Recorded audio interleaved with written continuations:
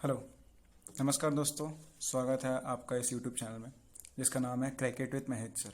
देखिए, आज हम लोग छत्तीसगढ़ जो कृषि विभाग है उसमें निकलने वाली नई भर्ती के बारे में बात कर रहे हैं, जिसमें जो सबसे मेन पद है वो क्या है?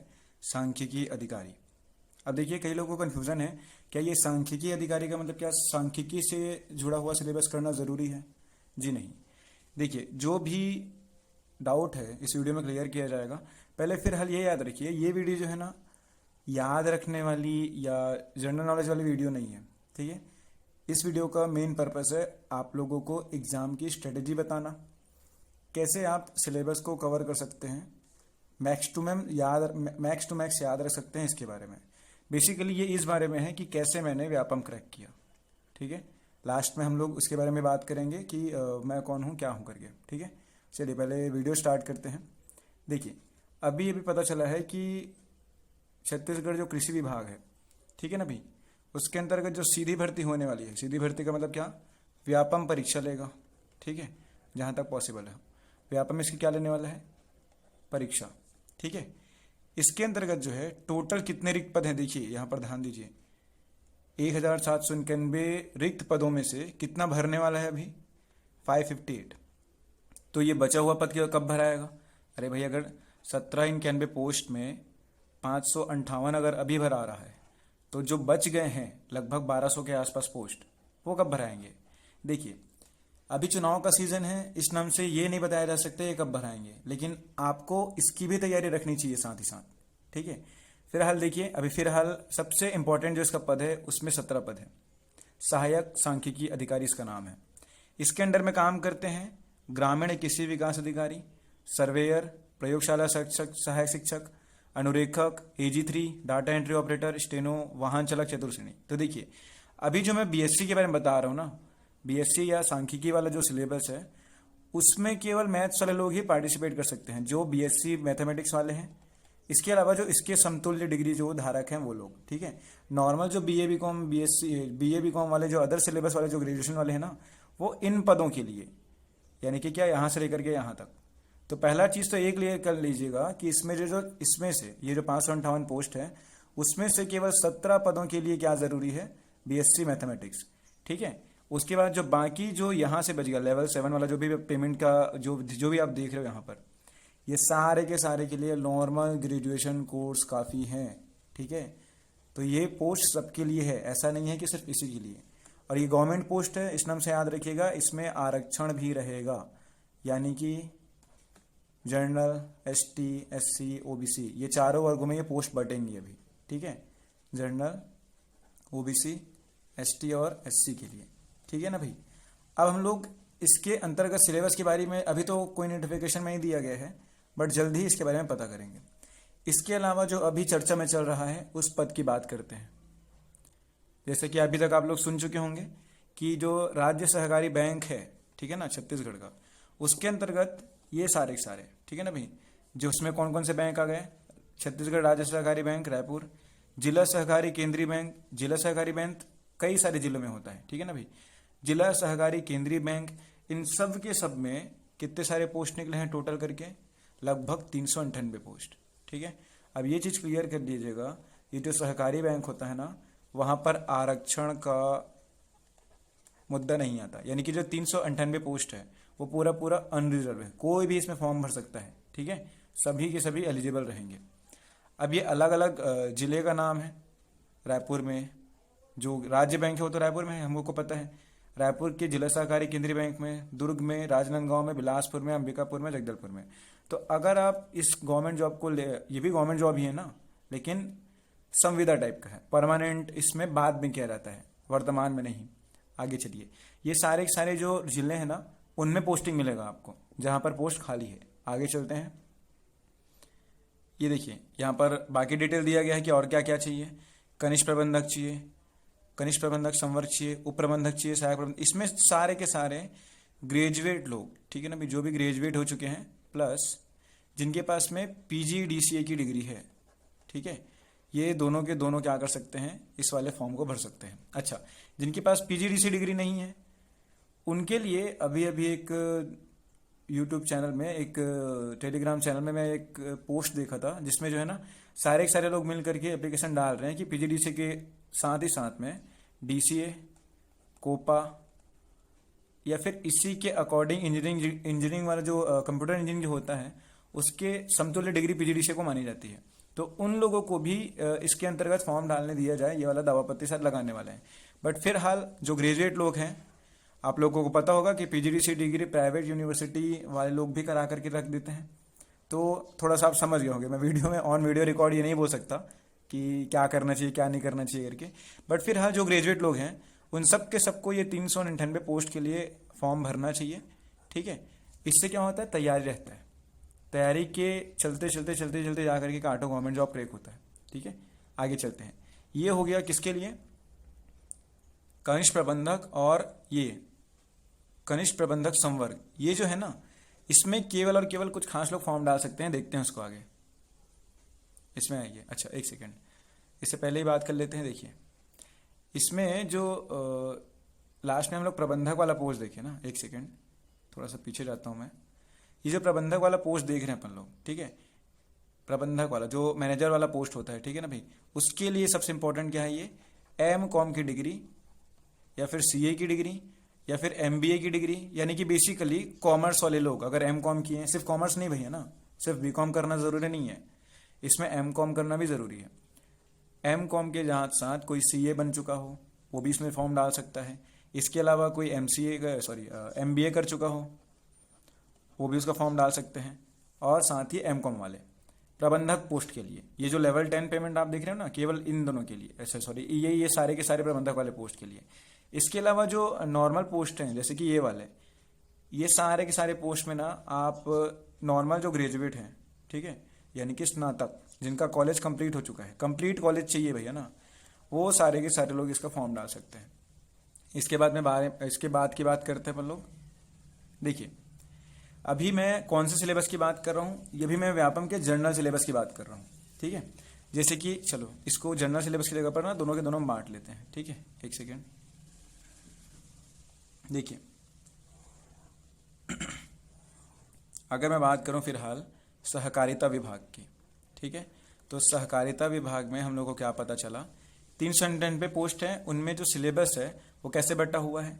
सबसे पहले देखिए हिंदी, ये तो सब व्यापम में रहता है। फिर आ गया क्या, इंग्लिश, फिर आ गया कंप्यूटर, फिर आ जाएगा छत्तीसगढ़ का जीके और जीएस, ठीक है, प्लस जीएस। अब इसमें दोनों के दोनों में, तो सहकारिता में हो तो भी इन चारों के चारों का आना तय है। और अगर कृषि विकास अधिकारी, सांख्यिकी अधिकारी जो बोल रहा हूं मैं, ठीक है ना भाई, उन सबके सब में भी इन चारों का आना तय है। इसके अलावा जो एक्स्ट्रा सिलेबस होता है, जैसे कि सहकारिता वाले में सहकारिता अधिनियम 1960, ठीक है ना भाई, सहकारिता अधिनियम 1960 जो है ये आपके में एक्स्ट्रा सिलेबस का है। ठीक है, ऐसे ही कृषि वाले में जो पोस्ट आने वाला है ना, उसमें हो सकता है बीएससी मैथ्स वाले या फिर 11th-12th का जो सिलेबस होता है, ठीक है ना भाई, उन सारे को ऐड कर दिया जाए। लेकिन आप ध्यान देंगे तो इसमें ज़्यादातर नंबर जो है ना केवल यहीं पर बटे हुए रहते हैं।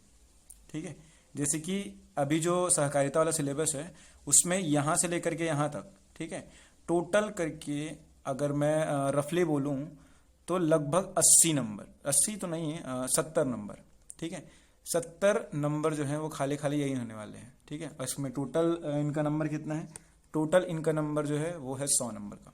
ठीक है, तो 100 में से 70 नंबर तो यहीं से आने वाले हैं। ठीक है, तो हम लोगों को सहकारिता अधिनियम ये है 25 नंबर का, इसकी तैयारी अच्छे से करनी चाहिए। ठीक है, ये है इसके सिलेबस के बारे में। ऐसे ही जब कृषि का सिलेबस आएगा तो उसमें मैं लगभग पहले से ही अंदाजा मार सकता हूँ कि जो बीएससी मैथ्स या 11th-12th मैथ्स वाले हैं ना, उन लोगों का सिलेबस दिया जाएगा। कंफर्म नहीं हूँ मैं, बट ये अपना अंदाजा लगा रहा हूँ मैं। ठीक है, अब इतने दिन से पढ़ाते रहो ना तो थोड़ा सा लग जाता है। आगे चलते हैं। इसके बाद में अगर मैं मेन बात करें तो रही सिलेबस की बात, जिसमें से ये कॉमन सिलेबस जो है ना ये आपको अच्छे से ध्यान देना चाहिए। इसके बाद मैं बात कर रहा हूँ इसकी रणनीति की। देखिए मैं आपको अपना पर्सनल रणनीति जो मैं फॉलो करता था, ठीक है ना भाई। अच्छा, अब मेरे बारे में थोड़ा सा जान लेते हैं। मैं कौन हूँ भाई, मेरा नाम है महेश साहू। ठीक है, महेश साहू। मैं 2022 में जो पटवारी एग्ज़ाम हुआ था उसमें महासमुंद जिले से रैंक 1 हूँ भाई। ठीक है, रैंक 1। और आपको पता होगा कि रायपुर संभाग, ठीक है ना भाई, जिसमें हम लोग टोटल करके 5 जिले लेते हैं, उस रायपुर संभाग में भी जब अगर टोटल किया जाए तो मैं एक्चुअल में संभाग टॉपर भी हूँ, यानी कि संभाग वाले मामले में भी मैं क्या हूँ, रैंक 1 हूँ। ठीक है, तो आप ऐसा मत सोचिएगा कि कोई भी एरर वगैरह तो खारा आकर के लाइंस दे रहे हैं और हम लोग कर रहे हैं।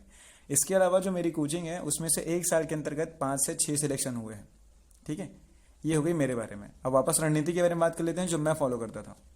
तो सबसे पहले सिलेबस के अकॉर्डिंग अपने दिनों को बराबर भागों में बांट लो। जैसे कि मान लो आपके सिलेबस में 100 नंबर का है और सब्जेक्ट आने वाले हैं इसमें टोटल करके 10 सब्जेक्ट। ठीक है, मोटा मोटा बात कर रहा हूँ। अगर ये 10 सब्जेक्ट आ रहे हैं तो हम लोग को क्या पता चला, एक सब्जेक्ट को प्रिपेयर करने के लिए कितना चला, 10 दिन। इसका मतलब ये नहीं कि एक सब्जेक्ट को पकड़ लिए 10 दिन तक तैयारी कर रहे हैं, नहीं। आपको क्या करना चाहिए, एक दिन को जो 24 घंटे हैं उसको अलग अलग हिस्सों में बांट लेना चाहिए। ठीक है, एक सेकेंड।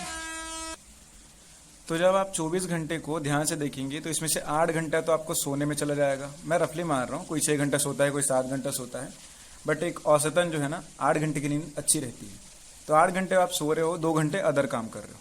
ठीक है ना भाई, अदर काम कर रहे हैं, तो बच गया कितना, लगभग 14 घंटा। इस 14 घंटे में भी अगर आप 10 से 12 घंटा दे रहे हो पढ़ाई के लिए, ठीक है, तो भी मैं बोलता हूँ कि अच्छा खासा सिलेबस कवर किया जा सकता है।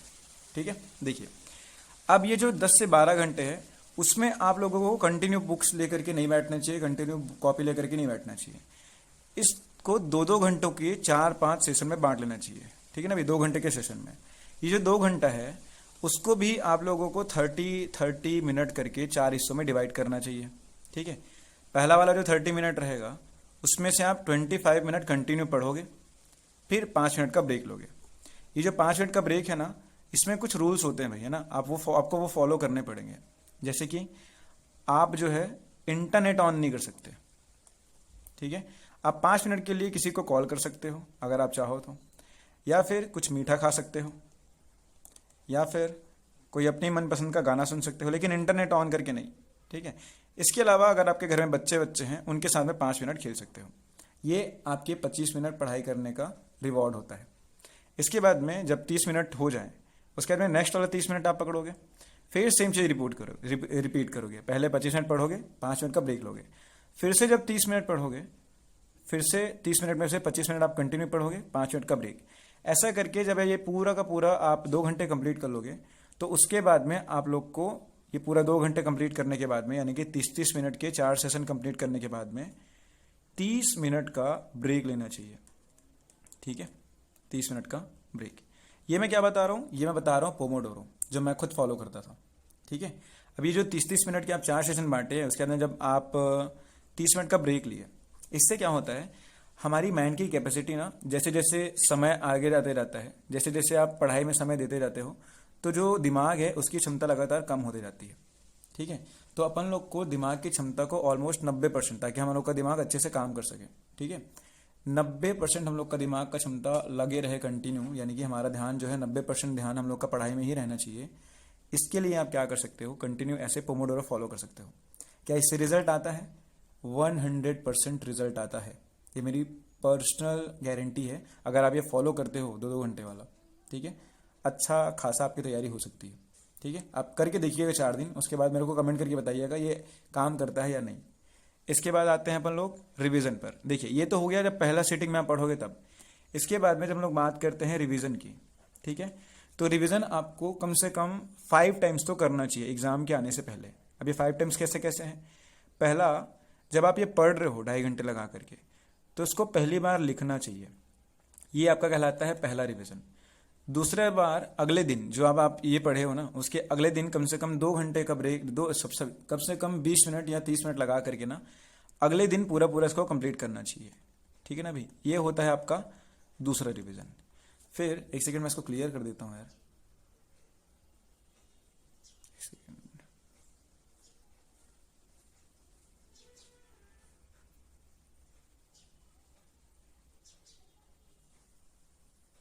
देखिए, तो आपका ये हो गया सेकंड रिवीजन। ठीक है, तीसरा रिवीजन जो है आप लोगों का वो कब होता है?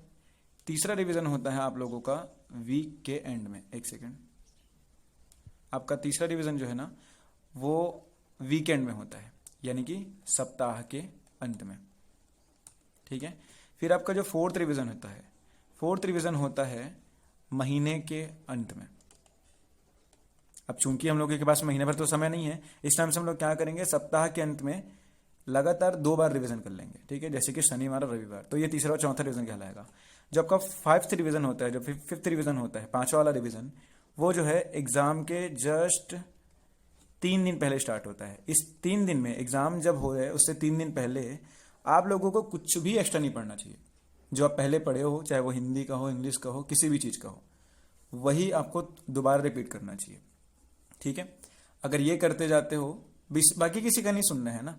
कोई कुछ भी बोले कि ऐसा नहीं होता, वैसा नहीं होता, वैसा नहीं होता, पहले तो उन लोगों से दूर रहना है, ठीक है। जो लोग भी ये जो नेगेटिव कमेंट करते रहते हैं ना, या फिर जो नहीं वाला शब्द ज़्यादा बोलते हैं, उन लोगों के आसपास तो आप लोगों को रहना ही नहीं चाहिए, ठीक है। क्यों? क्योंकि आप किसकी तैयारी कर रहे हो? कंपटीशन एग्जाम की। और कंपटीशन एग्जाम में सबसे मेन चीज़ जो रहता है, सबसे मेन चीज़ वो रहता है पॉजिटिव रहना, ठीक है ना भाई। सबसे मेन चीज़ क्या होता है आप लोग का एग्जाम में? पॉजिटिव रहना। तो सबसे पहले ना जो नेगेटिव पीपल हैं आसपास के, उनसे डिस्कनेक्ट हो जाओ, थोड़ा सा दूर हो जाओ। जो बोल सकते हैं नहीं करता, नहीं होता, नहीं होगा, नहीं होगा, नहीं होगा, सबसे पहले उनसे डिस्कनेक्ट रहना। जब मैं तैयारी कर रहा था, आप यकीन नहीं करोगे, मैं लगभग जो है 6 महीनों से अपने दोस्तों से नहीं मिल रहा था, ठीक है। क्योंकि मैं ध्यान दिया तो मेरे ज़्यादातर दोस्त नेगेटिव ही थे, ठीक है। तो पहले तो उनसे दूर रहना है। थोड़ा सा लाइफ को ना सीरियसली लीजिए। जब आप कंपटीशन की तैयारी कर रहे हैं तो दोस्त यारी कहीं नहीं जाने वाली, वो वापस आ जाएगी, ठीक है। कंपटीशन को आप सीरियसली लीजिए। एक बार अगर करियर बन गया, उसके बाद में बाकी सारे लोग भागते भागते आपके पीछे आएंगे। और अगर वो नहीं भी आ रहे हैं तो आप जाकर के उनको मना लेना। अगर आपका सच्चा साथी होगा तो आपके करियर में आपको सपोर्ट करेगा, ठीक है, पॉजिटिव बोल करके। और जो पॉजिटिव नहीं बोलता उनसे दूर रहिए। आगे चलते हैं। लास्ट वाला है अपन लोग का सबसे मेन मुद्दा, बुक्स। कौन कौन से बुक्स फॉलो करने चाहिए? देखिए, व्यापम के लिए मैंने जो फॉलो किया था, मैं वो लिस्ट आपको बता रहा हूं। मैंने हिंदी के लिए फॉलो किया था HR पब्लिकेशन का, यानी कि हरिरान पब्लिकेशन का। जो भी MCQ वाला बुक आता है हिंदी का, वो ले लीजिएगा, ठीक है। हाँ, थोड़ा सा कॉस्टली रहता है, बट मैनेज करके देखा जा सकता है, लिया जा सकता है, ठीक है। धीरे धीरे करके आपको सारे बुक एक साथ ले लेने हैं, एक एक करके कुछ कुछ हफ्तों में लेने जाने हैं। नेक्स्ट होता है इंग्लिश का। इंग्लिश के लिए एक बुक है जो आप लोगों को, वैसे तो आपको यूट्यूब से तैयार करना चाहिए, ज़्यादा अच्छे से रहेगा। यूट्यूब में एक चैनल है राजेश थाली क्लासेस करके, ठीक है ना भाई, उसमें का इंग्लिश बहुत काम का है। इंग्लिश जो है उसके लिए स्पीडी की बुक ठीक रहेगी, ठीक है। फिर आते हैं CG के लिए। तो CG के GK GS के लिए, व्यापम के लिए बोल रहा हूँ ना मैं, PSC की बात नहीं कर रहा हूँ। उसके लिए सबसे बढ़िया बुक फिर से क्या हो जाएगी? HR पटेल की बुक, ठीक है। इसके बाद कंप्यूटर आपको आसपास के किसी क्लासेस में जा करके करनी चाहिए, उनके नोट से करनी चाहिए, ठीक है। जैसे कि हम लोगों के यहाँ हम लोग जब कंप्यूटर और सहकारिता का पढ़ाते हैं, ठीक है, जैसे कि अभी फिलहाल मैं बैंक भर्ती परीक्षा की बात कर रहा हूँ, तो कंप्यूटर और जो सहकारिता वाला सिलेबस है उसको पूरा का पूरा जो है ना मैं पढ़ा रहा हूँ, ठीक है ना भाई, अपने नोट्स से, स्वयं का नोट्स। तो इन दोनों जो ये दोनों का दोनों जो सिलेबस में आपके मेंशन है विषय, इसके लिए तो आपको अपना नोट्स ही फॉलो करना चाहिए। अगर आपका खुद का नोट्स नहीं है तो आप कोचिंग के नोट्स फॉलो कर सकते हैं किसी फेमस वाले, ठीक है। जैसे कि अभी हम लोगों के क्रैकेट विद महेश सर जो हमारी ट्यूशन क्लासेस है, उसमें सारे मेरा नोट्स फॉलो कर रहे हैं। हाँ, मेरी राइटिंग इतनी ही गंदी है, बट उन लोगों को अब समझ में आ जाता है, ठीक है। लास्ट वाला है इंपॉर्टेंट वाला पॉइंट, मैथ्स और रीजनिंग। देखिए, ये जो ऐसे टॉपिक हैं, ऐसे सब्जेक्ट हैं जिसमें अच्छे अच्छे लोगों का पसीना आ जाता है, ठीक है, बट ज़्यादा टेंशन लेने की बात नहीं है। इसके लिए आप आर्यभट्ट की बुक फॉलो कर सकते हो, ठीक है ना भाई, आर्यभट्ट पब्लिकेशन। इसका जो 4th एडिशन था, आई थिंक वो मार्केट में आ चुका है। 4th एडिशन की बुक आपको लेनी चाहिए। इसका बुक बढ़िया है, इसमें सॉल्यूशंस भी दिए रहते हैं, बट इसके शॉर्टकट ट्रिक्स को आप ज़्यादा अप्लाई मत कीजिएगा, कॉन्सेप्ट पर आधारित क्वेश्चन आते हैं अब, ठीक है। तो बस इतना ही, ये सारे बुक लिस्ट हैं। अगर आपको ये वीडियो समझ में आई हो अब तक, अगर आप चैनल पर बने हुए हैं, तो मैं इस वीडियो के लिए एम करता हूँ 30 लाइक, ठीक है ना भाई, क्योंकि व्यूज़ कम आ रहे हैं मेरे, इस नाम से 30 लाइक तो बनता है भाई, ठीक है। चलिए मिलते हैं आपसे अगले वीडियो में, धन्यवाद।